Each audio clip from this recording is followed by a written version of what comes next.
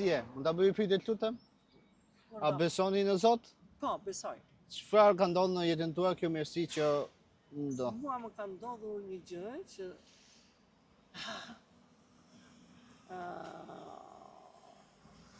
kur mbusha 50 vjeç, shkova në Greqi, ke motra ime, ishte atje, edhe më liruan një dhomë të mipit. Në orën 3:20 të mëngjesit më ka dalë gjumi dhe kam parë një kokër në gji. Edhe më doli gjumi, edhe thash çfarë shkon dhe këti?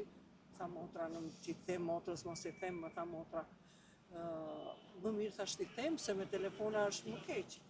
Edhe i thash, tha jo, mos e vlerëso shumë, tha se janë gjëndra qumshi.